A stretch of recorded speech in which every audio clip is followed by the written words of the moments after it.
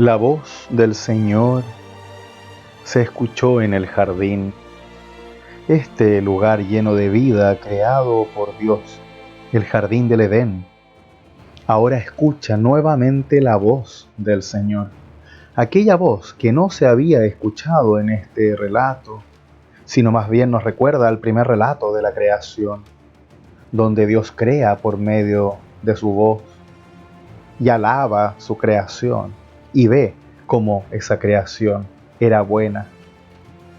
Pero ahora, la voz del Señor, de este Señor Dios que se paseaba por el jardín, que caminaba, andaba por el jardín, como un jardinero que cuida su obra, a la hora en que sopla la brisa, la hora en donde el Espíritu, el Ruaj de Dios, se siente. Es ahí, en ese momento, en que el hombre y la mujer se ocultan de Dios, se ocultaron de Él, entre los árboles del jardín, entre los mismos árboles que Dios les había dado para conocer la vida, para sentirse vivos y subsistir. Ahora sirven para esconder su vergüenza. Y así el Señor Dios llamó al hombre, al Adán, al ser humano, no al varón. Llamó a la humanidad y le preguntó: ¿dónde estás? Una pregunta casi retórica, porque es obvio que Dios sabía dónde el hombre estaba y qué es lo que había hecho. Pero en este relato, Dios es puesto en el mismo nivel que el ser humano. Dios se rebaja a sí mismo como un jardinero que cuida su jardín y que modela al ser humano desde el polvo de la tierra, un Dios que se ensucia las manos y que no tiene miedo de acercarse a su obra. Pues este ser humano le responde y le dice: oí, podríamos decir, oímos tus pasos por el jardín. Y tuve miedo porque estaba desnudo. Desnudo. Aquello que en un principio ellos no sabían la diferencia, ahora se daban cuenta de ello.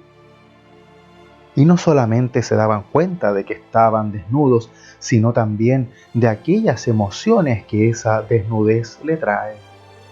En este caso, la desnudez no solamente tiene que ver con el cuerpo, sino también con vulnerabilidad. Son vulnerables porque ahora sienten culpa. Así es.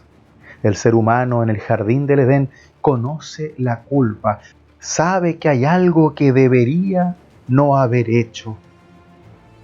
Puede seguir viviendo, ciertamente, pero sabe que hay algo que no anda bien. Es así que el Señor le pregunta: ¿acaso has comido del árbol que yo te mandé no comer?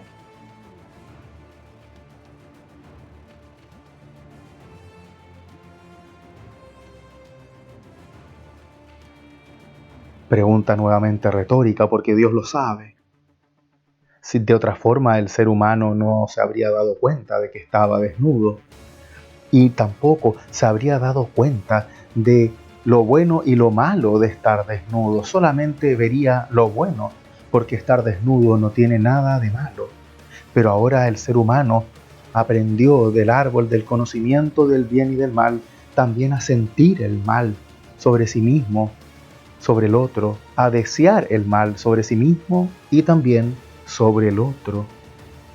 Y es así que ahora el ser humano, el Adán, se reconoce a sí mismo y cumple con su rol de pecador, no tomando en cuenta su responsabilidad, sino que ahora este hombre dice: la mujer, la Isha que pusiste a mi lado, que tú pusiste a mi lado, me dio el fruto y yo comí de él.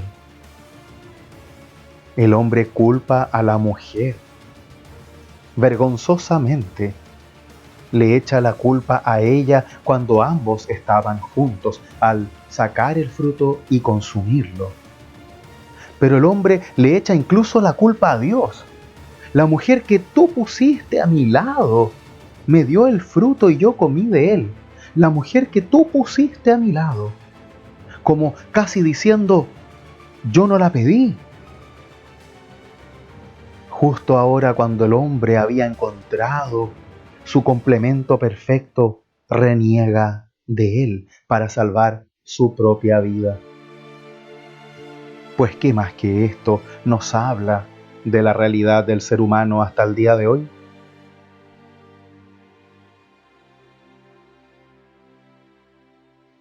Y así el Señor Dios habla con la mujer y le dice, ¿cómo has hecho? ¿Cómo hiciste semejante cosa? Y la mujer hace lo mismo. La serpiente me sedujo, me engañó y comí. No le echa la culpa al hombre, dando a entender que ella es bastante más fiel que él. Pero sí, no toma responsabilidad del acto y le echa la culpa a la serpiente. La serpiente me sedujo y comí. Incluso dice comí yo, no dice comimos. Ella asume más culpa que el hombre, lo cual nos hace entender que desde antiguo la mujer siempre ha demostrado un nivel emocional más elevado que el hombre. Y eso se ve también en este relato. Es así como el Señor Dios muestra a esa generación antigua y también a la nuestra, a todos los lectores de este segundo relato, cómo es que el ser humano se olvida hasta de lo que más ama en su experiencia para salvarse a sí mismo, para rechazar su culpa, para esconderse en su propia vergüenza.